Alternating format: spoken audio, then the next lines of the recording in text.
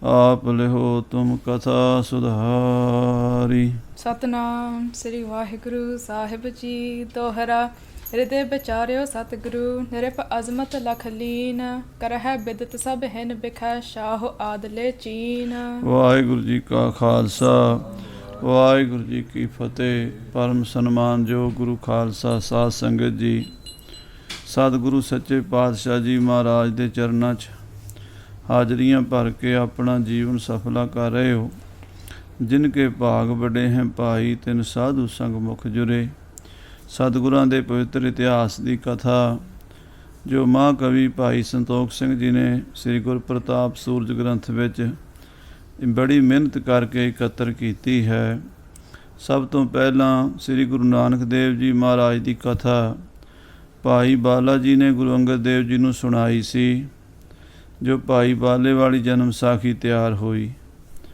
ਹੋਰ ਵੀ ਮਹਾਂਪੁਰਸ਼ ਗੁਰਸਿੱਖ ਸਮੇਂ ਸਮੇਂ ਅਨੁਸਾਰ ਗੁਰੂ ਦੀਆਂ ਸਾਖੀਆਂ, ਗੁਰੂ ਦੇ ਬਚਨ, ਗੁਰੂ ਦਾ ਇਤਿਹਾਸ ਸੰਗਤਾਂ ਵਿੱਚ ਪ੍ਰਚਾਰਦੇ ਰਹੇ ਔਰ ਲਿਖਣ ਦਾ ਵੀ ਯਤਨ ਕਰਦੇ ਰਹੇ। ਬਾਬਾ ਬੁੱਢਾ ਸਾਹਿਬ ਜੀ ਦੀ ਅੰਸ਼-ਬੰਸ ਭਾਈ ਸਾਹਿਬ ਰਾਮ ਕੋਇਰ ਜੀ ਬ੍ਰਹਮ ਗਿਆਨੀ ਮਹਾਂਪੁਰਸ਼ਾਂ ਨੇ 10 ਪਾਤਸ਼ਾਹੀਆਂ ਦਾ ਪਾਵਨ ਇਤਿਹਾਸ ਖਾਲਸੇ ਨੂੰ ਉਦੋਂ ਸੁਣਾਇਆ ਜਦੋਂ ਹਜ਼ੂਰ ਸਾਹਿਬ 10ਵੇਂ ਪਾਤਸ਼ਾਹ ਜੋਤੀ ਜੋਤ ਸਮਾ ਗਏ ਔਰ ਉਹ ਸਿੰਘ ਸਾਰੇ ਗੁਰੂ ਸਾਹਿਬ ਦੀ ਬਿਰਹਾ ਵਿੱਚ ਬੈਰਾਗੀ ਹੋ ਗਏ, ਜਿਨ੍ਹਾਂ ਵਿੱਚੋਂ ਭਾਈ ਸਾਹਿਬ ਸਿੰਘ ਲਿਖਾਰੀ ਦੇ ਨਾਲ ਕਈ ਸਿੰਘ ਰਮਦਾਸ ਪਿੰਡ ਭਾਈ ਰਾਮ ਕੋਇਰ ਜੀ ਕੋਲ ਆਏ। ਉਹਨਾਂ ਨੇ ਜੋ ਸਾਖੀਆਂ ਉਚਾਰਨ ਕਰਕੇ ਖਾਲਸੇ ਨੂੰ ਸੁਣਾਈਆਂ, 100 ਸਾਖੀਆਂ ਦੀਆਂ 5 ਪੋਥੀਆਂ ਤਿਆਰ ਹੋਈਆਂ ਸਨ, ਜਿਨ੍ਹਾਂ 'ਚੋਂ ਇੱਕ ਪੋਥੀ ਅੱਜ ਸਾਨੂੰ ਮਿਲਦੀ ਹੈ, ਜਿਸ ਨੂੰ ਅਸੀਂ 100 ਸਾਖੀ ਕਹਿੰਦੇ ਹਾਂ। ਬਾਕੀ ਖਜ਼ਾਨਾ ਅਲੋਪ ਹੋ ਚੁੱਕਾ ਹੈ, ਪਰ ਭਾਈ ਸੰਤੋਖ ਸਿੰਘ ਜੀ ਤੱਕ ਇਹ ਖਜ਼ਾਨਾ ਪਹੁੰਚਿਆ ਸੀ। ਹੋਰ ਉਹਨਾਂ ਦੇ ਕਾਫੀ ਖਜ਼ਾਨੇ ਜਿਹੜੇ ਹਨ ਉਹ ਜਦੋਂ ਕੈਥਲ ਦੇ ਵਿੱਚ ਲੁੱਟਮਾਰ ਹੋਈ ਹੈ, ਹੋ ਸਕਦਾ ਉਦੋਂ ਕਿਤੇ ਅਲੋਪ ਹੋ ਗਿਆ।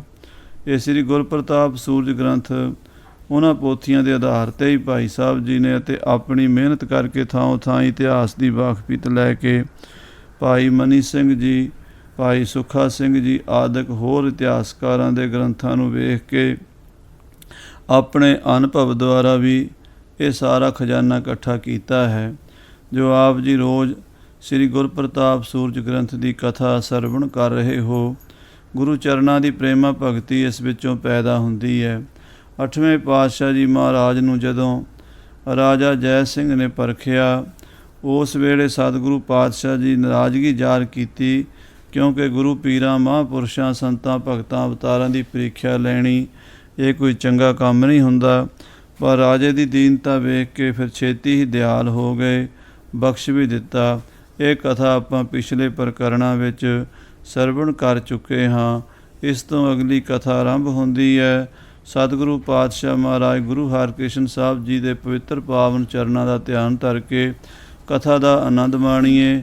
ਪਿਆਰ ਨਾਲ ਆਖੀਏ ਸਤਨਾਮ ਸ੍ਰੀ ਵਾਹਿਗੁਰੂ ਸਾਹਿਬ ਜੀ, ਸਤਨਾਮ ਸ੍ਰੀ ਵਾਹਿਗੁਰੂ ਸਾਹਿਬ ਜੀ। ਹਿਰਦੇ ਵਿਚਾਰਿਓ ਸਤਿਗੁਰੂ ਮਹਾਰਾਜ ਸੱਚੇ ਪਾਤਸ਼ਾਹ ਸਾਹਿਬ ਸ੍ਰੀ ਗੁਰੂ ਹਰਕ੍ਰਿਸ਼ਨ ਸਾਹਿਬ ਜੀ ਆਪਣੇ ਹਿਰਦੇ ਵਿੱਚ ਵਿਚਾਰ ਕੀਤੀ ਹੈ। ਨਿਰਪ ਅਜ਼ਮਤ ਲਖ ਲੀਨ ਕਿ ਰਾਜੇ ਜੈ ਸਿੰਘ ਨੇ ਸਾਡੀ ਕਲਾ ਵੇਖ ਲਈ ਹੈ, ਸਾਡੀ ਸ਼ਕਤੀ ਦਾ ਭੇਤ ਪਾਇਆ ਹੈ। ਕਰਹਿ ਬਿਦਤ ਸਭ ਹਿਨ ਬਿਖੈ ਹੁਣ ਇਹ ਲੋਕਾਂ ਨੂੰ ਦੱਸੇਗਾ। ਦਿੱਲੀ ਸ਼ਹਿਰ ਦੇ ਵਿੱਚ ਇਹ ਕਥਾ ਸਾਰੇ ਪਾਸੇ ਪ੍ਰਗਟ ਕਰ ਦੇਵੇਗਾ। ਸ਼ਾਹ ਆਦਲੇ ਚੀਨ ਬਾਦਸ਼ਾਹ ਅਤੇ ਹੋਰ ਸਾਰੇ ਇਸ ਗੱਲ ਨੂੰ ਜਾਣ ਲੈਣਗੇ। ਚੌਪਈ ਤਰਕੇਸ਼ਵਰ ਸੰਗ ਮਿਲਹਿ ਨ ਕੈਸੇ। ਮਹਾਰਾਜ ਸੱਚੇ ਪਾਤਸ਼ਾਹ ਗਰੀਬ ਨਵਾਜ ਸਾਹਿਬ ਸ੍ਰੀ ਗੁਰੂ ਹਰਕ੍ਰਿਸ਼ਨ ਸਾਹਿਬ ਜੀ ਵਿਚਾਰ ਕਰਦੇ ਹੈ ਵੀ ਸਾਡਾ ਪਰਣ ਹੈ, ਕਿਸੇ ਤਰੀਕੇ ਨਾਲ ਵੀ ਅਸੀਂ ਔਰੰਗਜ਼ੇਬ ਨੂੰ ਮੱਥੇ ਨਹੀਂ ਲਾਣਾ, ਉਸ ਨੂੰ ਨਹੀਂ ਮਿਲਣਾ। ਨੇਮ ਨਿਬਾਹਨ ਕਰ ਹੈ ਐਸੇ। ਔਰ ਮਹਾਰਾਜ ਸੱਚੇ ਪਾਤਸ਼ਾਹ ਸ੍ਰੀ ਗੁਰੂ ਹਰਕ੍ਰਿਸ਼ਨ ਸਾਹਿਬ ਸੋਚਦੇ ਸਾਡੇ ਪਿਤਾ ਜੀ ਦਾ ਇਹ ਨਿਯਮ ਹੈ, ਸਾਡਾ ਵੀ ਇਹ ਨਿਯਮ ਹੈ, ਅਸੀਂ ਔਰੰਗੇ ਦੇ ਦਰਸ਼ਨ ਨਹੀਂ ਕਰਨੇ ਤੇ ਨਾ ਔਰੰਗੇ ਨੂੰ ਆਪਣੇ ਦਰਸ਼ਨ ਦੇਣੇ ਹਨ।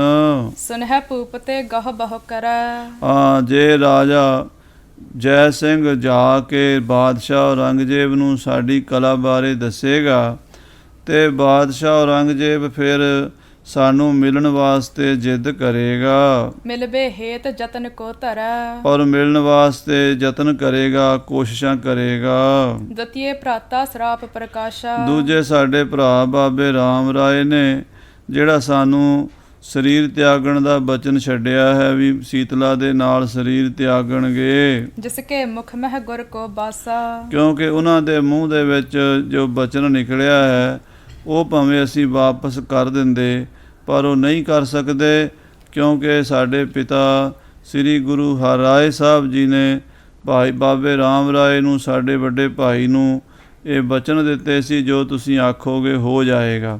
ਸੋ ਉਹਨਾਂ ਦੀ ਰਸਨਾ ਦੇ ਬਚਨ ਨਹੀਂ ਸਮਝਦੇ, ਅਸੀਂ ਇਹ ਸਮਝਦੇ ਹਾਂ ਵੀ ਸੱਚੇ ਪਾਤਸ਼ਾਹ ਸ੍ਰੀ ਗੁਰੂ ਹਰਿਰਾਏ ਸਾਹਿਬ ਜੀ ਦੇ ਹੀ ਬਚਨ ਚੱਲ ਰਹੇ ਹਨ। ਕਹਿਬੋ ਸਾਚ ਬਨ ਹੈ ਤਿਸ ਕੇਰਾ ਹੁਣ ਬਾਬੇ ਰਾਮ ਰਾਏ ਦੇ ਮੂੰਹ ਤੋਂ ਨਿਕਲੇ ਹੋਏ ਬਚਨ ਨੂੰ ਸੱਚਾ ਕਰ ਦੇਣਾ ਚਾਹੀਦਾ ਹੈ। ਹਿਰਦਾ ਨਹੀਂ ਸਤਿਗੁਰ ਕੋ ਡੇਰਾ ਮਹਾਰਾਜ ਸੱਚੇ ਪਾਤਸ਼ਾਹ ਸਾਹਿਬ ਸ੍ਰੀ ਗੁਰੂ ਹਰਕ੍ਰਿਸ਼ਨ ਸਾਹਿਬ ਜੀ ਸੋਚਦੇ ਹੈ ਵੀ ਹੁਣ ਇੱਥੇ ਸ਼ਹਿਰ ਵਿੱਚ ਡੇਰਾ ਰੱਖਣ ਦਾ ਕੋਈ ਲਾਭ ਨਹੀਂ ਹੈ, ਜਿਸ ਤੇ ਮਤ ਸਰ ਰਿਸ ਤੇ ਆਦ ਔਰ ਨਾਲੇ ਨੇੜੇ ਡੇਰਾ ਰੱਖਣ ਕਰਕੇ ਬਾਬਾ ਰਾਮ ਰਾਏ ਜੀ ਬਹੁਤ ਈਰਖਾ ਕਰਦੇ, ਇੱਥੇ ਸੰਗਤਾਂ ਬਹੁਤ ਆਉਂਦੀਆਂ ਹਨ, ਸਾਰਾ ਸ਼ਹਿਰ ਇਕੱਠਾ ਹੁੰਦਾ ਹੈ। ਉਪਜਹ ਉਰ ਮਹਿ ਠਾਨਹਿ ਬਾਦ ਜਦੋਂ ਸਾਡਾ ਪ੍ਰਤਾਪ ਵੇਖਦੇ ਨੇ ਬਾਬਾ ਰਾਮ ਰਾਏ ਤਾਂ ਮਨ ਦੇ ਵਿੱਚ ਵੈਰ ਵਿਰੋਧ ਈਰਖਾ ਜਾਗਦੀ ਹੈ ਤੇ ਉਹ ਕੋਈ ਨਾ ਕੋਈ ਕਲੇਸ਼ ਦਾ ਬਚਨ ਕਰਦੇ ਹਨ। ਪਨਛਰੀ ਤੇਗ ਬਹਾਦਰ ਭਾਰੇ ਫਿਰ ਜਿਹੜਾ ਮਹਾਰਾਜ ਗੁਰੂ ਤੇਗ ਬਹਾਦਰ ਸਾਹਿਬ ਜੀ ਨੇ ਗੱਦੀ ਤੇ ਬੈਠਣਾ ਹੈ, ਜੋ ਕੌਤਕ ਉਹਨਾਂ ਨੇ ਕਰਨੇ ਹਨ, ਉਹਨਾਂ ਦਾ ਵੀ ਸਮਾਂ ਨੇੜੇ ਆ ਰਿਹਾ ਗੱਦੀ ਤੇ ਬੈਠਣ ਦਾ। ਗੁਰਿਆਈ ਸੋ ਪਾਏ ਉਦਾਰੇ ਉਹਨਾਂ ਨੂੰ ਗੁਰਤਾ ਗੱਦੀ ਦੀ ਪ੍ਰਾਪਤੀ ਹੋਣੀ ਹੈ। ਮਹਾਰਾਜ ਗੁਰੂ ਅਮਰਦਾਸ ਸਾਹਿਬ ਨੇ ਜੋ ਕਿਹਾ ਸੀ ਗੱਦੀ ਮੁੜ ਘਿੜ ਕੇ ਆਵੇਗੀ, ਯਾਨੀ ਪੋਤਰੇ ਤੋਂ ਦਾਦੇ ਕੋਲ ਗੱਦੀ ਜਾਵੇਗੀ, ਉਹ ਸਮਾਂ ਵੀ ਨੇੜੇ ਆ ਰਿਹਾ ਹੈ। ਗੁਰੂ ਸਾਹਿਬ ਜੀ ਵਿਚਾਰ ਕਰਦੇ ਹਨ। ਸ਼੍ਰੀ ਹਰਗੋਬਿੰਦ ਵੱਡੇ ਹਮਾਰੇ ਸਾਡੇ ਵੱਡੇ ਮਹਾਰਾਜ ਸ੍ਰੀ ਗੁਰੂ ਹਰਗੋਬਿੰਦ ਸਾਹਿਬ ਜੀ ਨੇ ਵੀ ਮਾਤਾ ਨਾਨਕੀ ਜੀ ਨੂੰ ਇਹ ਵਰ ਦਿੱਤਾ ਸੀ ਕਿ ਤੁਹਾਡਾ ਪੁੱਤਰ ਤੇਗ ਬਹਾਦਰ ਗੁਰਤਾ ਗੱਦੀ ਤੇ ਬੈਠੇਗਾ। ਹੋਏ ਗੁਰੂ ਇਹ ਬਾਕ ਉਚਾਰੇ ਛੇਵੇਂ ਪਾਤਸ਼ਾਹ ਨੇ ਬਚਨ ਕੀਤੇ ਸਨ ਵੀ ਤੇਗ ਬਹਾਦਰ ਵੀ ਗੁਰੂ ਬਣੇਗਾ। ਇਤਿਆਦਿਕ ਕਾਰਨ ਬਹੁ ਜਾਨ ਇਸ ਤਰ੍ਹਾਂ ਮਹਾਰਾਜ ਗੁਰੂ ਹਰਕ੍ਰਿਸ਼ਨ ਸਾਹਿਬ ਜੀ ਪਿਛਲੀ ਅਤੇ ਆਉਣ ਵਾਲੀ ਸਾਰੀ ਵਾਰਤਾ ਨੂੰ ਵਿਚਾਰਿਆ ਹੈ। ਚਾਹਤ ਚਿਤ ਪਰ ਲੋਕ ਕੋ ਜਾਨ ਮਹਾਰਾਜ ਗੁਰੂ ਹਰਕ੍ਰਿਸ਼ਨ ਸਾਹਿਬ ਆਪ ਸੱਚਖੰਡ ਜਾਣਾ ਚਾਹੁੰਦੇ ਹਨ। ਬਾਬੇ ਰਾਮ ਰਾਏ ਦਾ ਬਚਨ ਵੀ ਪੂਰਾ ਹੋ ਜਾਵੇ ਤੇ ਛੇਵੇਂ ਪਾਤਸ਼ਾਹ ਦਾ ਬਚਨ ਵੀ ਪੂਰਾ ਹੋ ਜਾਵੇ। ਸੌਰਜ ਨੀਕਰ ਬਾਸ ਬਿਤਾਈ ਸੋ ਜਿਸ ਦਿਨ ਰਾਜੇ ਜੈ ਸਿੰਘ ਨੇ ਮਹਾਰਾਜ ਦੀ ਪ੍ਰੀਖਿਆ ਕੀਤੀ ਸੀ, ਆਪਣੇ ਮਹਿਲਾਂ ਵਿੱਚ ਲਿਜਾ ਕੇ ਗੁਰੂ ਸਾਹਿਬ ਦੀ ਸੇਵਾ ਟਹਿਲ ਕੀਤੀ ਸੀ, ਉਹ ਰਾਤ ਸਤਿਗੁਰੂ ਜੀ ਨੇ ਬੰਗਲੇ ਸਾਹਿਬ ਹੀ ਗੁਜ਼ਾਰੀ ਹੈ। ਜਾਮ ਰਹੀ ਤੋ ਉਠੇ ਗੁਸਾਈ ਤੇ ਜਦੋਂ ਅੰਮ੍ਰਿਤ ਵੇਲਾ ਕੋਈ ਇੱਕ ਪਹਿਰ ਰਾਤ ਰਹਿੰਦੀ ਸੀ, 2:30 ਵਜੇ ਹਨ। 8ਵੇਂ ਪਾਤਸ਼ਾਹ ਜੀ ਦਾ ਨੇਮ ਸੀਗਾ ਸਵਾ ਪਹਿਰ ਰਾਤ ਰਹਿੰਦੀ ਜਾਗ ਪੈਂਦੇ ਸਨ। ਸਾਰੇ ਗੁਰੂ ਸਾਹਿਬਾਂ ਦਾ ਨਿਤਨੇਮ ਪੱਕਾ ਰਿਹਾ ਹੈ। ਅੰਮ੍ਰਿਤ ਵੇਲਾ ਸਚ ਨਾਉ ਵਡਿਆਈ ਵਿਚਾਰ। ਮਹਾਰਾਜ ਸਵਾ ਪਹਿਰ ਰਾਤ ਰਹਿੰਦੀ ਉੱਠੇ ਹਨ। ਸੌਚ ਇਸ਼ਨਾਨੇ ਭਈ ਪ੍ਰਭਾਤੀ ਸੌਚ ਇਸ਼ਨਾਨ ਕਰਕੇ ਮਹਾਰਾਜ ਸੱਚੇ ਪਾਤਸ਼ਾਹ ਆਪਣੇ ਧਿਆਨ ਸਿਮਰਨ ਤੋਂ ਵਿਹਲੇ ਹੋਏ। ਦਿਨ ਚੜਿਆ ਹੈ। ਕੀਰਤਨ ਸੁਨਤ ਦਾਸ ਢਿਗ ਪਾਂਤੀ ਸੰਗਤਾਂ ਬੈਠੀਆਂ ਹਨ, ਕੀਰਤਨੀਆਂ ਨੇ ਕੀਰਤਨ ਕੀਤਾ ਹੈ। ਮਹਾਰਾਜ ਨੇ ਆਸਾ ਜੀ ਦੀ ਵਾਰ ਦਾ ਕੀਰਤਨ ਵੀ ਸੁਣਿਆ ਹੈ। ਤਨ ਮਹਿ ਤਪ ਤਬ ਹੀ ਹੋਏ ਆਵਾ ਜਦੋਂ ਕੀਰਤਨ ਦਾ ਸੰਭੋਗ ਪਿਆ ਹੈ, ਕੀਰਤਨ ਚੱਲ ਹੀ ਰਿਹਾ ਸੀ ਕਿ ਸਰੀਰ ਦੇ ਵਿੱਚ ਬੁਖਾਰ ਦੇ ਲੱਛਣ ਸ਼ੁਰੂ ਹੋ ਗਏ, ਸਰੀਰ ਦੇ ਵਿੱਚ ਤਾਪ ਆਉਣਾ ਸ਼ੁਰੂ ਹੋ ਗਿਆ। ਪਰੇ ਪ੍ਰਿਆੰਕ ਬਦਨ ਅਲਸਾਵਾ ਤੇ ਕੀਰਤਨ ਦੇ ਭੋਗ ਤੋਂ ਬਾਅਦ ਉੱਠ ਕੇ ਪਲੰਘੇ ਤੇ ਲੇਟ ਗਏ ਤੇ ਸਾਰਾ ਸਰੀਰ ਸੁਸਤੀ ਵਿੱਚ ਮਹਿਸੂਸ ਹੋਣ ਲੱਗ ਪਿਆ। ਬੁਖਾਰ ਨੇ ਸਰੀਰ ਨੂੰ ਤੋੜਨਾ ਸ਼ੁਰੂ ਕਰ ਦਿੱਤਾ। ਮਾਤਾ ਜਾਏ ਬਿਲੋਕਨ ਕੀਨੇ ਮਾਤਾ ਕਿਸ਼ਨ ਕੌਰ ਜੀ ਨੇ ਜਾ ਕੇ ਪਲੰਘੇ ਤੇ ਪਿਆਂ ਦੇ ਦਰਸ਼ਨ ਕੀਤੇ ਹਨ। ਅਤਸ਼ਾ ਚਿਤ ਚਿੰਤਾ ਮਹਿ ਪੀਨੇ ਤੇ ਮਨ ਵਿੱਚ ਮਾਤਾ ਕਿਸ਼ਨ ਕੌਰ ਜੀ ਨੂੰ ਬੜੀ ਭਾਰੀ ਚਿੰਤਾ ਹੋਈ ਹੈ, ਕਿਉਂਕਿ ਪਹਿਲੀ ਵਾਰ ਜਦੋਂ ਦੇ ਦਿੱਲੀ ਆਏ ਨੇ ਸਰੀਰ ਬਿਲਕੁਲ ਠੀਕ ਠਾਕ ਸੀ, ਇਦਾਂ ਦਾ ਕਸ਼ਟ ਆ ਗਿਆ ਸਰੀਰ ਦੇ ਉੱਤੇ। ਕਹਿਤ ਭਈ ਤੁਮ ਦਰਸ਼ਨ ਕਰੇ ਅਤੇ ਮਾਤਾ ਕਿਸ਼ਨ ਕੌਰ ਜੀ ਕਹਿਣ ਲੱਗੇ ਵੀ ਸਤਿਗੁਰੂ ਜੀ ਆਪ ਜੀ ਦੇ ਦਰਸ਼ਨ ਕਰ ਕਰਕੇ ਰੋਗ ਅਨੇਕਨ ਕੇ ਪਰ ਹਰੇ। ਅਨੇਕਾਂ ਲੋਕਾਂ ਦੇ ਰੋਗ ਮਿਟ ਰਹੇ ਹਨ। ਦਿੱਲੀ ਸ਼ਹਿਰ ਵਿੱਚ ਹਜ਼ਾਰਾਂ ਲੱਖਾਂ ਲੋਕ ਤੁਹਾਡੇ ਦਰਸ਼ਨ ਕਰਕੇ ਰਾਜੀ ਹੋ ਗਏ ਨੇ, ਚੇਚਕ ਵਰਗੀ ਬਿਮਾਰੀ ਤੋਂ ਬਚ ਗਏ ਨੇ। ਸ਼੍ਰੀ ਨਾਨਕ ਗਾਦੀ ਪਰ ਆਪ। ਔਰ ਆਪ ਜੀ ਗੁਰੂ ਨਾਨਕ ਦੇਵ ਜੀ ਮਹਾਰਾਜ ਪਰਮੇਸ਼ਰ ਦੀ ਗੱਦੀ ਤੇ 8ਵੇਂ ਪਾਤਸ਼ਾਹ ਰੂਪ ਹੋ ਕੇ ਬਿਰਾਜੇ ਹੋ। ਜਗ ਕੇ ਨਾਸਹ ਪਾਪ ਸੰਤਾਪ। ਆਪ ਜੀ ਤਾਂ ਸਾਰੇ ਜਗਤ ਦੇ ਦੁੱਖਾਂ ਨੂੰ ਦੂਰ ਕਰਨ ਵਾਲੇ ਹੋ। ਸ੍ਰੀ ਹਰਿਕ੍ਰਿਸ਼ਨ ਧਿਆਈ ਹੈ ਜਿਸ ਡਿਠੇ ਸਭ ਦੁੱਖ ਜਾਏ। ਆਪ ਜੀ ਦਾ ਨਾਂ ਲੈਣ ਨਾਲ, ਆਪ ਜੀ ਦੇ ਦਰਸ਼ਨ ਕਰਨ ਨਾਲ ਹੀ ਦੁੱਖਾਂ ਦੀ ਨਿਰਵਿਰਤੀ ਹੋ ਜਾਂਦੀ ਹੈ। ਸਤਿਗੁਰੂ ਜੀ ਸੰਗਤ ਕੋਟ ਭਰੋਸਾ ਧਰੈ। ਕਰੋੜਾਂ ਸੰਗਤਾਂ ਆਪ ਜੀ ਤੇ ਭਰੋਸਾ ਰੱਖਦੀਆਂ ਹਨ। ਗੁਰੂ ਨਾਨਕ ਦੇ ਜਹਾਜ਼ ਦੇ ਮਲਾਹ ਆਪ ਹੋ। ਲੱਖਾਂ ਕਰੋੜਾਂ ਜੀਵਾਂ ਨੂੰ ਇਸ ਭਵਸਾਗਰ ਤੋਂ ਪਾਰ ਉਤਾਰਨ ਵਾਲੇ ਆਪ ਹੋ। ਕਸ਼ਟ ਦੋਹੂ ਲੋਕਨ ਕੇ ਹਰੈ। ਹੇ ਸੱਚੇ ਪਾਤਸ਼ਾਹ, ਆਪਣੇ ਸੇਵਕਾਂ ਸਿੱਖਾਂ ਦੇ ਦੋਵਾਂ ਜਹਾਨਾਂ ਦੇ ਦੁੱਖੜੇ ਦੂਰ ਕਰਨ ਵਾਲੇ ਹੋ। ਇਹ ਲੋਕ ਸੁਖੀਏ ਪਰ ਲੋਕ ਸੁਹੇਲੇ ਬਣਾਉਣ ਵਾਲੇ ਹੋ। ਕਹਾਂ ਖੇਲ ਇਹ ਆਪ ਉਪਾਇਓ। ਇਹ ਆਪ ਜੀ ਨੇ ਕੀ ਲੀਲਾ ਰਚਾ ਲਈ ਹੈ। ਆਪਣੇ ਹੀ ਸਰੀਰ ਤੇ ਕਸ਼ਟ ਲੈ ਲਿਆ ਹੈ। ਸਾਰੇ ਸ਼ਹਿਰ ਦੇ ਦੁੱਖੜੇ, ਸਾਰੇ ਸ਼ਹਿਰ ਦੀ ਪੀੜਾ, ਸਾਰੀ ਦਿੱਲੀ ਦੀ ਪੀੜਾ ਆਪਣੇ ਸਰੀਰ ਤੇ ਲੈ ਲਈ ਹੈ। ਜਿਸ ਕੋ ਦੇਖੇ ਪਰਮ ਉਪਾਇਓ। ਇਹ ਆਪ ਜੀ ਦਾ ਸਰੀਰ ਇਸ ਤਰ੍ਹਾਂ ਦੁਖੀ ਦੇਖ ਕੇ ਸਾਡੇ ਮਨ 'ਚ ਭਰਮ ਪੈਦਾ ਹੋ ਰਿਹਾ ਹੈ। ਇਤਿਆਦਿਕ ਭਾਖ ਹੈ ਕਰ ਪ੍ਰੇਮ। ਇਸ ਤਰ੍ਹਾਂ ਮਾਤਾ ਕਿਸ਼ਨ ਕੌਰ ਜੀ ਕੋਲ ਬੈਠੇ ਨੇ ਤੇ ਮਹਾਰਾਜ ਨੂੰ ਇਸ ਤਰ੍ਹਾਂ ਦੇ ਬਚਨ ਕਹਿ ਰਹੇ ਨੇ। ਪਈ ਸਚਿੰਤ ਚਹਿਤ ਸਤਛੇਮ। ਮਾਤਾ ਕਿਸ਼ਨ ਕੌਰ ਬਹੁਤ ਜ਼ਿਆਦਾ ਚਿੰਤਾ ਵਿੱਚ ਹਨ, ਬਹੁਤ ਜ਼ਿਆਦਾ ਪਰੇਸ਼ਾਨ ਹਨ।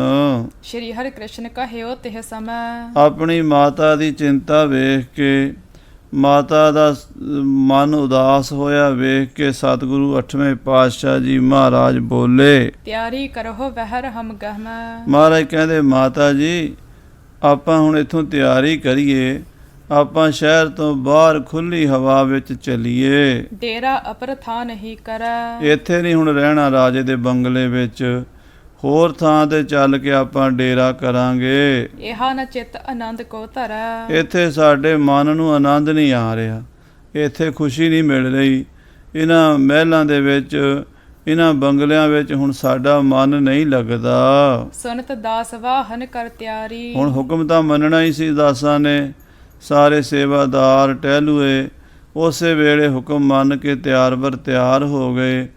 ਗੱਡਿਆਂ ਨੂੰ, ਰੇੜਿਆਂ ਨੂੰ, ਰੱਥਾਂ ਨੂੰ ਤਿਆਰ ਕਰਨ ਲੱਗ ਪਏ। ਸਿਆੰਦਨ ਸਿਵਕਾ ਸੁਖ ਅਸਵਾਰੀ। ਰੱਥ, ਗੱਡੇ, ਰੇੜੇ ਤੇ ਗੁਰੂ ਸਾਹਿਬ ਦੇ ਲਈ ਪਾਲਕੀਆਂ ਤਿਆਰ ਹੋ ਗਈਆਂ। ਆਨ ਦਈ ਸੁਧ ਪੇ ਸਭ ਤਿਆਰੇ। ਜਦੋਂ ਸਾਰਾ ਸਾਜੋ ਸਮਾਨ ਗੱਡਿਆਂ ਤੇ ਵੀ ਲੱਦ ਲਿਆ, ਰੱਥਾਂ ਦੀ ਤਿਆਰੀ ਹੋ ਗਈ, ਸਾਰੇ ਘੋੜੇ ਕੱਸ ਲਏ, ਫੌਜ ਨੇ ਵੀ ਤਿਆਰੀ ਕਰ ਲਈ।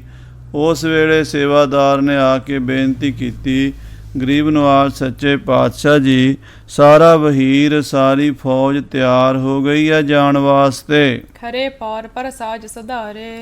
ਤੇ ਆਪ ਜੀ ਨੂੰ ਉਡੀਕ ਰਹੇ ਨੇ। ਸਾਰਾ ਸਾਜੋ ਸਮਾਨ ਤਿਆਰ ਕਰਕੇ ਦਰਵਾਜ਼ੇ ਦੇ ਉੱਤੇ ਮਹਾਰਾਜ ਸਭ ਲੋਕ ਆਪ ਜੀ ਦੀ ਉਡੀਕ ਕਰ ਰਹੇ ਨੇ। ਤਤ ਛਿਨ ਸੁਨ ਕੈ ਸਤਿਗੁਰ ਪੂਰੇ। ਸਤਿਗੁਰੂ ਗਰੀਬ ਨਵਾਜ ਸ੍ਰੀ ਗੁਰੂ ਹਰਿਕ੍ਰਿਸ਼ਨ ਸਾਹਿਬ ਜੀ ਮਹਾਰਾਜ ਉਸ ਵੇਲੇ ਸਿੱਖਾਂ ਦੀ ਬੇਨਤੀ ਸੁਣ ਕੇ ਗਮਨੇ ਚਰਨ ਕਮਲ ਜਿਨ ਰੂਰੇ। ਜਿਨ੍ਹਾਂ ਦੇ ਪਾਵਨ ਪਵਿੱਤਰ ਚਰਨ ਕਮਲ ਬਹੁਤ ਹੀ ਸੁੰਦਰ ਹਨ, ਜਿਹੜਾ ਵੀ ਉਹਨਾਂ ਚਰਨ ਕਮਲਾਂ ਦਾ ਧਿਆਨ ਧਰਦਾ ਹੈ, ਸ੍ਰੀ ਹਰਿਕ੍ਰਿਸ਼ਨ ਜੀ ਨੂੰ ਧਿਆਉਂਦਾ ਹੈ, ਉਹਦੇ ਸਾਰੇ ਦੁੱਖ ਦਲਿੱਦਰ ਦੂਰ ਹੋ ਜਾਂਦੇ ਹਨ।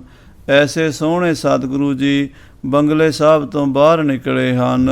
ਛਾਦ ਬਸਤਰ ਤੇ ਸਰਬ ਸ਼ਰੀਰਾ। ਕਿਉਂਕਿ ਸਾਰੇ ਸਰੀਰ ਦੇ ਉੱਤੇ ਬੁਖਾਰ ਦੇ ਮਾਤਾ ਦੇ ਦਾਣੇ ਨਿਕਲ ਆਏ ਸਨ, ਚੇਚਕ ਦੇ, ਸੀਤਲਾ ਦੇ।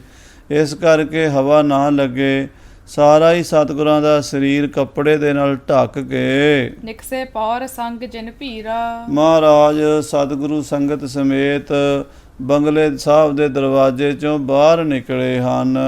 ਸਿਵਕਾ ਪਰ ਹੋਇ ਕਰ ਅਸਵਾਰ। ਔਰ ਪਾਲਕੀ ਦੇ ਵਿੱਚ ਸਵਾਰ ਹੋ ਕੇ ਲੈ ਆਏ ਸਤਰ ਕੰਦ ਕਹਾਰ। ਮਹਾਰਾਜ ਜੀ ਨੂੰ ਆਗਿਆ ਲੈ ਕੇ ਸਤਿਗੁਰਾਂ ਤੋਂ ਕਹਾਰਾਂ ਨੇ ਪਾਲਕੀ ਮੋਢਿਆਂ ਤੇ ਚੁੱਕ ਲਈ ਹੈ। जहाँ जोग माया को मंदिर, ਅੱਜ ਜਿੱਥੇ ਜੋਗ ਮਾਇਆ ਦਾ ਸਥਾਨ ਹੈ, पूजा लोक काल का अंदर, ਜਿੱਥੇ ਕਾਲਕਾ ਨੂੰ ਮੰਨਦੇ ਹਨ ਲੋਕ, दे आज्ञातित और चलाए, ਉਸ ਪਾਸੇ ਨੂੰ ਚੱਲ ਪਏ ਹਨ। पीछे आए दास समुदाय, ਔਰ ਪਿੱਛੇ ਪਿੱਛੇ ਬਹੁਤ ਲੋਕ ਸੰਗਤਾਂ ਤੁਰ ਪਈਆਂ ਹਨ। सने सने चलवाए कहार, ਸਣੇ ਸਣੇ ਸਹਿਜੇ ਸਹਿਜੇ ਕਹਾਰ ਚੱਲਦੇ ਹਨ।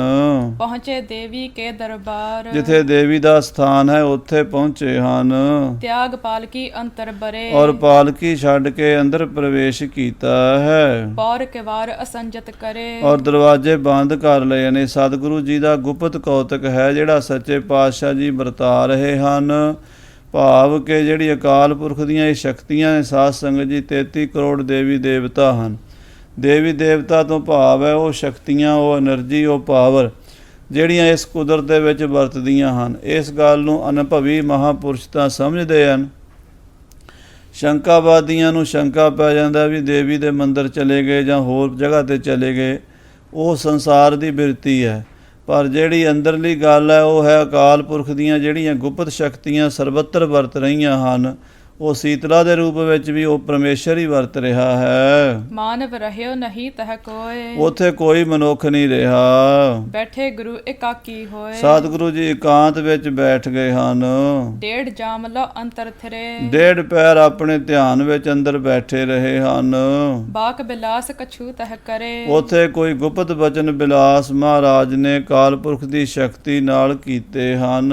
इत जै सिंह सुनी सब बाती, ਇਧਰ ਰਾਜਾ ਜੈ ਸਿੰਘ ਨੂੰ ਪਤਾ ਲੱਗਾ गुर चढ़ गए वह हर किस भांति, ਕਿ ਸਤਿਗੁਰੂ ਜੀ ਅੱਜ ਸਾਰਾ ਵਹੀਰ ਲੈ ਕੇ ਬੰਗਲੇ 'ਚੋਂ ਚਲੇ ਵੀ ਗਏ ਨੇ ਔਰ ਕਿਸੇ ਨਾਲ ਕੋਈ ਗੱਲਬਾਤ ਵੀ ਨਹੀਂ ਕੀਤੀ। निज प्रधान पठियो सहसाही, ਉਸੇ ਵੇਲੇ ਰਾਜਾ ਜੈ ਸਿੰਘ ਨੇ ਆਪਣੇ ਪ੍ਰਧਾਨ ਮੰਤਰੀ ਨੂੰ ਪਿੱਛੇ ਦੌੜਾਇਆ ਵੀ ਜਾ ਸਤਿਗੁਰੂ ਜੀ ਨੂੰ ਬੇਨਤੀ ਕਰ ਵੀ ਸਾਡੇ ਕੋਲੋਂ ਕੋਈ ਗਲਤੀ ਹੋ ਗਈ, ਜਿਹੜੀ ਮਹਾਰਾਜ ਸੱਚੇ ਪਾਤਸ਼ਾਹ ਜੀ ਤੁਰ ਪਏ ਹਨ ਛੱਡ ਕੇ। आयो पीर संग नरताही, ਔਰ ਨਾਲ ਬਹੁਤ ਸਾਰੀ ਭੀੜ ਹੈ, ਰਾਜੇ ਦੇ ਬੰਦੇ ਹਨ। खरो रह्यो मंदिर ते बाहर, ਉਸ ਸਥਾਨ ਦੇ ਬਾਹਰ ਮੰਦਰ ਦੇ ਖੜੇ ਰਹੇ ਹਨ।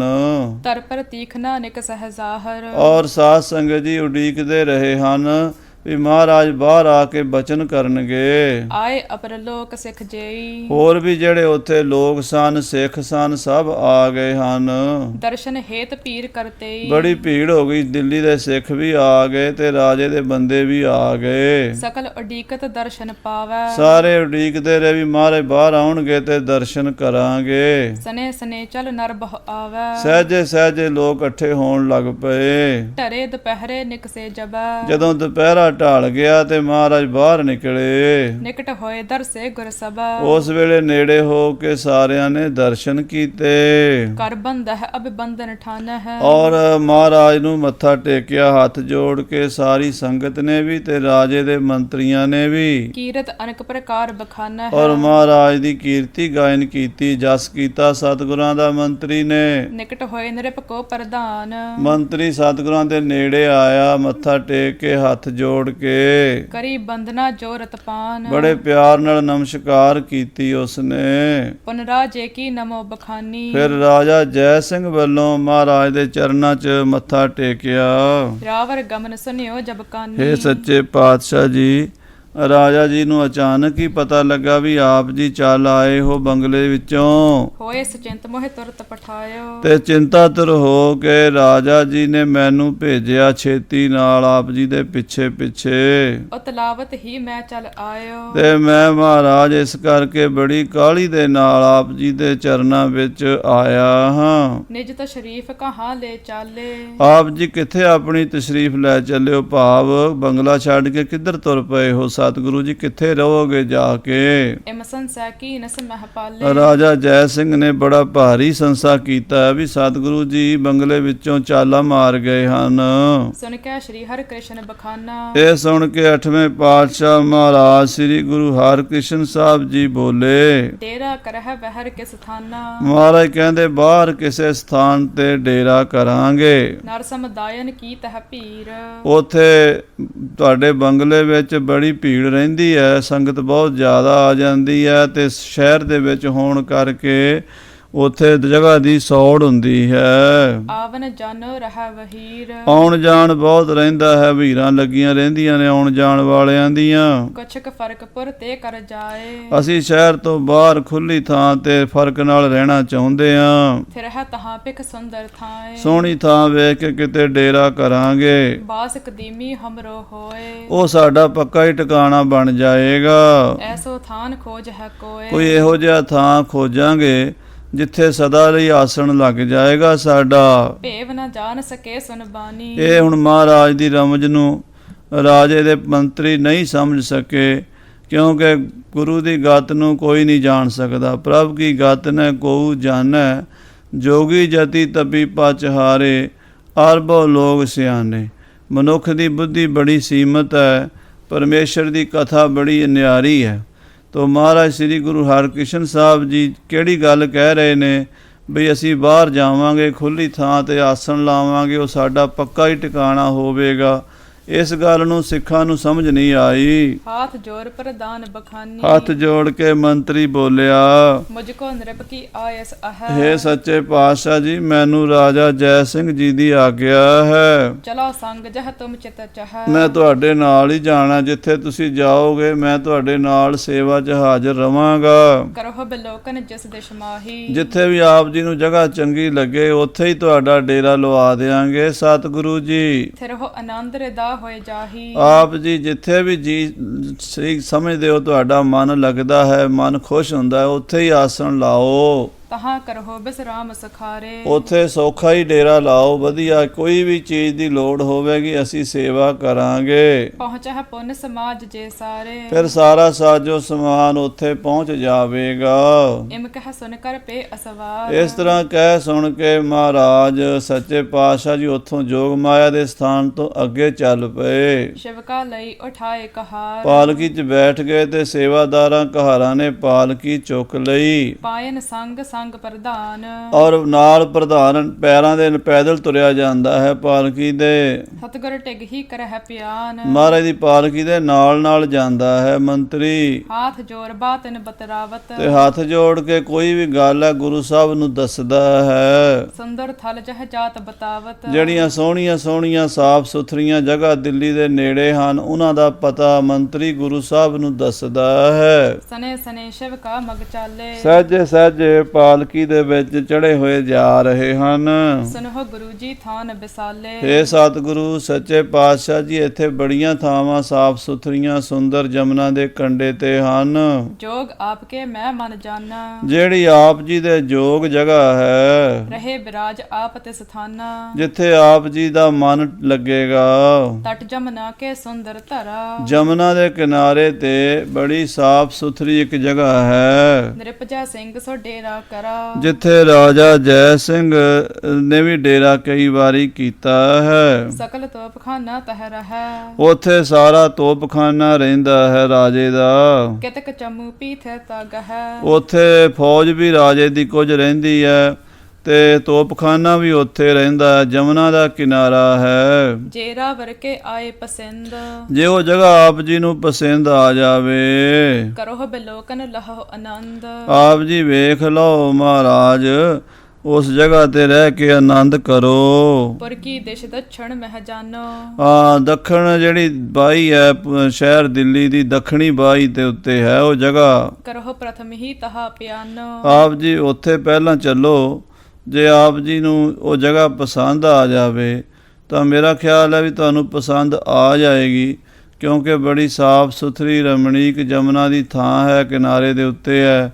ਆਲੇ ਦੁਆਲੇ ਸੈਰ ਕਰਨ ਨੂੰ ਤੇ ਫੌਜਾਂ ਦੇ ਘੋੜੇ ਬੰਨ੍ਹਣ ਨੂੰ ਤੇ ਸੰਗਤਾਂ ਦੇ ਆਉਣ ਜਾਣ ਨੂੰ, ਲੰਗਰ ਪਕਾਉਣ ਨੂੰ, ਤੰਬੂ ਕਨਾਤਾਂ ਲਾਉਣ ਨੂੰ ਜਗ੍ਹਾ ਬਹੁਤ ਸੋਹਣੀ ਤੇ ਖੁੱਲੀ ਹੈ। ਸਤਿਗੁਰ ਸੁਨ ਕਰ ਤਿਸ ਤੇ ਮਾਨੀ, ਸਤਿਗੁਰੂ ਹਰਿਕ੍ਰਿਸ਼ਨ ਸਾਹਿਬ ਜੀ ਮਹਾਰਾਜ ਨੇ ਮੰਤਰੀ ਦਾ ਬਚਨ ਸੁਣਿਆ ਤੇ ਮੰਨ ਲਿਆ। ਗਮਨਹੁ ਤਹਾ ਕਹੀ ਮੁਖ ਬਾਣੀ, ਕਹਿਣ ਲੱਗੇ ਠੀਕ ਹੈ ਮੰਤਰੀ ਜੀ, ਚਲੋ ਉੱਥੇ ਚੱਲੀਏ। ਜਿਹੜੀ ਜਗ੍ਹਾ ਤੁਹਾਨੂੰ ਚੰਗੀ ਲੱਗਦੀ ਅਸੀਂ ਵੇਖਦੇ ਹਾਂ ਚੱਲ ਕੇ, ਜੇ ਸਾਨੂੰ ਪਸੰਦ ਆਈ ਤੇ ਉੱਥੇ ਆਸਣ ਲਾ ਲਵਾਂਗੇ। ਇਸ ਬਿਧ ਕਹਿਤ ਸੁਨਤ ਮਗ ਚਾਲੇ। ਇਸ ਤਰ੍ਹਾਂ ਕਹਿੰਦੇ ਸੁਣਦੇ ਹੋਏ ਸਤਿਗੁਰੂ ਪਾਤਸ਼ਾਹ ਜੀ ਮੰਤਰੀ ਦੇ ਨਾਲ ਨਾਲ ਸਾਰੀ ਵਹੀਰ ਪਾਲਕੀ ਸਮੇਤ ਉਧਰ ਨੂੰ ਤੁਰੇ ਜਾਂਦੇ ਹਨ। ਹੇਤ ਬਿਲੋਕਨ ਕੋ ਥਲ ਭਾਲੇ। ਉਹ ਜਗ੍ਹਾ ਵੇਖ ਰਹੇ, ਜਿਹੜੀ ਜਗ੍ਹਾ ਦੇ ਵਿੱਚ ਪਸੰਦ ਆਵੇਗੀ ਉੱਥੇ ਡੇਰਾ ਕਰਾਂਗੇ। ਬਹੁਮਾਨਵ ਸਭ ਚਲਤ ਪਿਸ਼ਾਰੀ। ਹਜ਼ਾਰਾਂ ਲੋਕ ਪਿੱਛੇ ਤੁਰਦੇ ਨੇ, ਫੌਜ ਵੀ ਤੁਰਦੀ ਹੈ, ਗੁਰੂ ਦੀਆਂ ਸੰਗਤਾਂ ਵੀ ਹਨ, ਦਿੱਲੀ ਦੇ ਸਿੱਖ ਵੀ ਹਨ। ਆਏ ਤਹਾਂ ਤਬ ਤਰਾ ਨਿਹਾਰੀ। ਔਰ ਇਦਾਂ ਤੁਰਦੇ ਤੁਰਦੇ ਜਮਨਾ ਦੇ ਉਸ ਕਿਨਾਰੇ ਤੇ ਪਹੁੰਚ ਗਏ ਜਿੱਥੇ ਮੰਤਰੀ ਨੇ ਦੱਸ ਪਾਈ ਸੀ।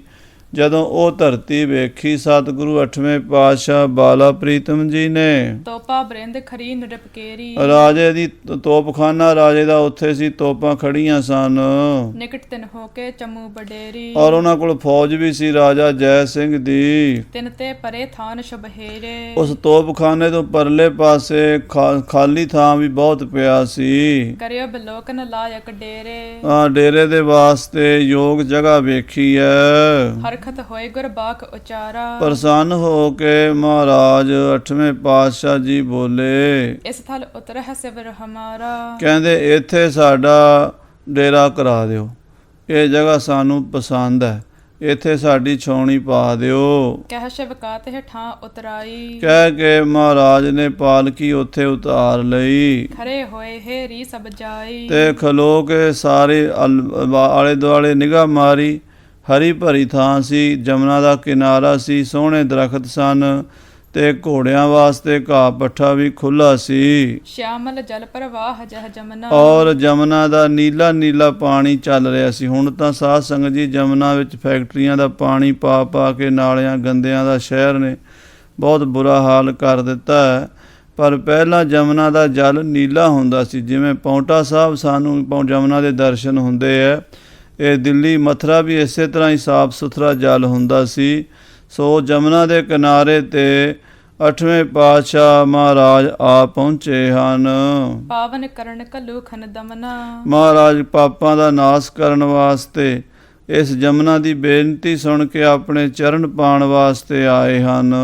ਜਿਸ ਕੇ ਤੀਰ ਤੀਰ ਸਭ ਜਾਈ। ਜਮਨਾ ਦੇ ਕਿਨਾਰੇ ਕਿਨਾਰੇ ਹਰਿਆਲੀ ਬਹੁਤ ਹੈ। ਖਰੀ ਦੂਰਬਾ ਅਵਨੀ ਛਾਈ। ਔਰ ਹਰੇ ਰੰਗ ਦਾ ਦੂਬੜਾ ਘਾਹ ਛਾਇਆ ਹੋਇਆ ਸਾਰੇ ਪਾਸੇ। ਘੋੜੇ ਬੜੇ ਪਿਆਰ ਨਾਲ ਖਾਂਦੇ ਹਨ ਤੇ ਉੱਥੇ ਰਹਿਣ ਵਾਸਤੇ ਦੇਖਣ ਵਾਸਤੇ ਮਨ ਨੂੰ ਬਹੁਤ ਭਾਉਂਦੀ ਹੈ ਉਹ ਜਗ੍ਹਾ। ਤਹਾਂ ਪਰਿਆਂ ਕੱਢ ਸਾਵਨ ਕੀਨ। ਉੱਥੇ ਸਤਿਗੁਰਾਂ ਦਾ ਪਲੰਘਾ ਡਾਇਆ ਗਿਆ ਹੈ। ਆਸ ਤਰਨ ਤੇ ਸ਼ਾਦ ਸਦੀਨ। ਔਰ ਬੜਾ ਸੁੰਦਰ ਉੱਤੇ ਬਿਸਤਰਾ ਵਿਛਾਇਆ ਗਿਆ ਚਿੱਟੇ ਰੰਗ ਦਾ। ਦਾਸਨ ਸਾਥ ਕਹਿਓ ਤਤਕਾਲਾ। ਮਹਾਰਾਜ ਨੇ ਆਪਣੇ ਦਾਸਾਂ ਨੂੰ ਹੁਕਮ ਦਿੱਤਾ, ਆਪਣੋ ਜੋ ਸਮਾਜ ਹੈ ਜਾਲਾ। ਬਈ ਆਪਣਾ ਜਿੰਨਾ ਵੀ ਸਾਜੋ ਸਮਾਨ ਹੈ, ਜਿੰਨੇ ਗੱਡੇ ਹਨ, ਰੇੜੇ ਹਨ, ਰੱਥ ਹਨ, ਘੋੜੇ ਹਨ, ਜਿੰਨਾ ਵਹੀਰ ਹੈ ਔਰ ਜਿੰਨੀ ਗੁਰੂ ਕੀ ਫੌਜ ਹੈ, ਲੈ ਆ ਬਹੁ ਤੁਮ ਸਭ ਹੀ ਜਾਏ। ਉਹ ਸਾਰੀ ਇੱਥੇ ਜੇ ਜਮਨਾ ਦੇ ਕੰਢੇ ਤੇ ਲੈ ਆਓ, ਇੱਥੇ ਪੜਾਂ ਕਰਾਂਗੇ ਹੁਣ ਆਪਾਂ। ਸ਼ਮਿਆਨਾ ਅਬ ਦੇਹ ਲਗਾਏ। ਔਰ ਵੱਡਾ ਸ਼ਮਿਆਨਾ ਲਾ ਦਿਓ। ਸੁਨ ਆਗਿਆ ਦਾਸਨ ਤਿਮ ਕਰਿਓ।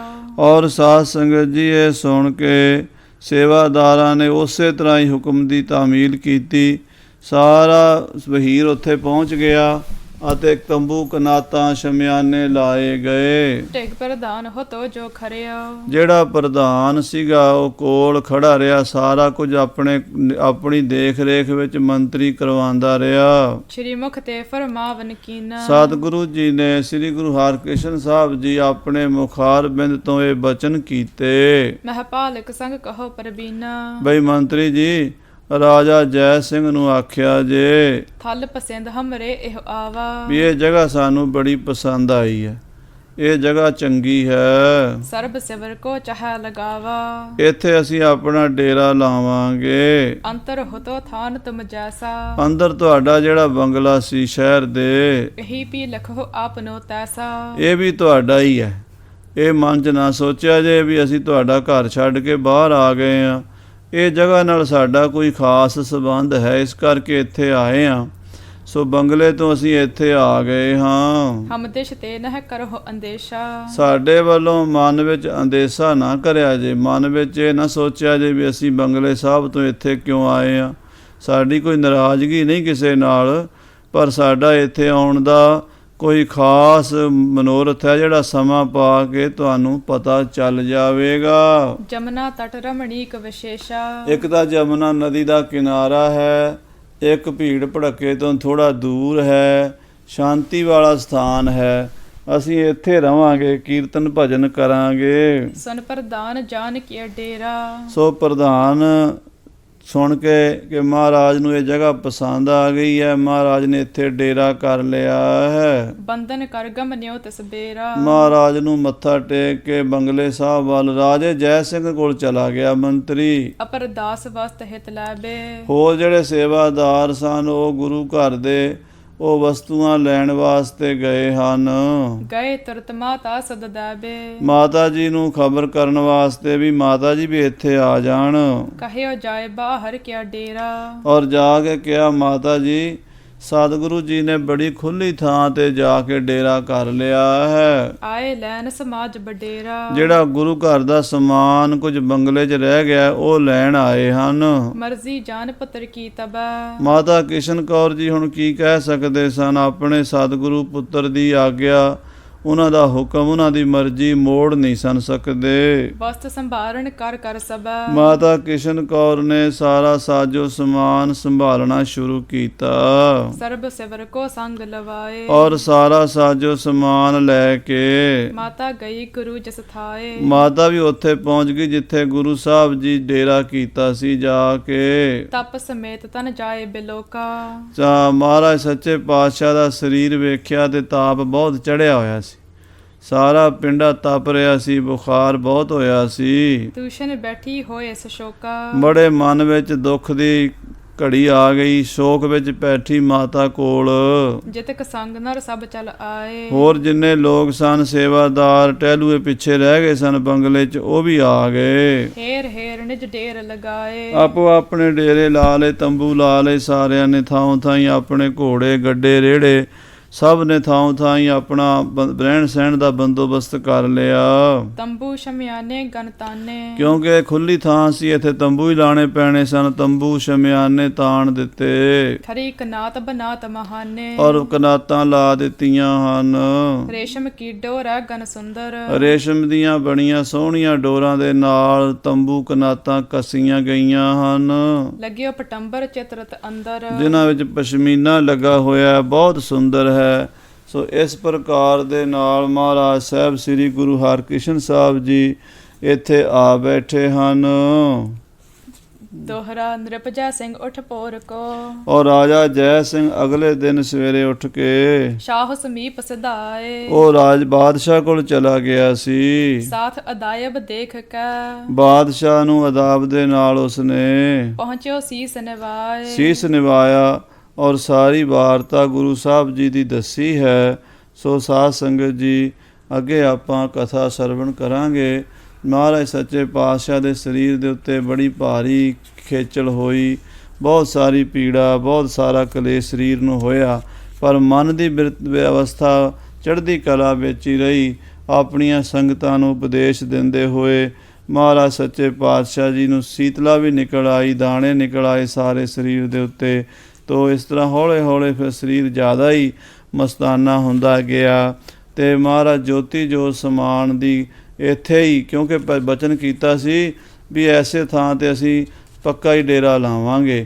ਉਹ ਪੱਕਾ ਡੇਰਾ ਉੱਥੇ ਅੱਜ ਕੱਲ੍ਹ ਲੱਗ ਗਿਆ। ਉਹ ਜਗ੍ਹਾ ਦਾ ਨਾਮ ਗੁਰਦੁਆਰਾ ਸ੍ਰੀ ਬਾਲਾ ਸਾਹਿਬ ਜੀ ਹੈ ਦਿੱਲੀ ਦੇ ਵਿੱਚ, ਜਿੱਥੇ ਮਹਾਰਾਜ ਦਾ ਸੰਸਕਾਰ ਹੋਇਆ। ਅਤੇ ਨਾਲ ਹੀ ਮਾਤਾ ਸੁੰਦਰੀ ਜੀ ਦਾ ਸੰਸਕਾਰ ਉੱਥੇ ਹੀ ਪੰਥ ਨੇ ਬਾਅਦ ਵਿੱਚ ਮਾਤਾ ਸਾਹਿਬ ਦੇਵਾਂ ਜੀ ਦਾ ਵੀ ਦੋਵੇਂ ਅੰਗੀਠੇ ਮਾਈਆਂ ਦੇ ਉੱਥੇ ਹਨ।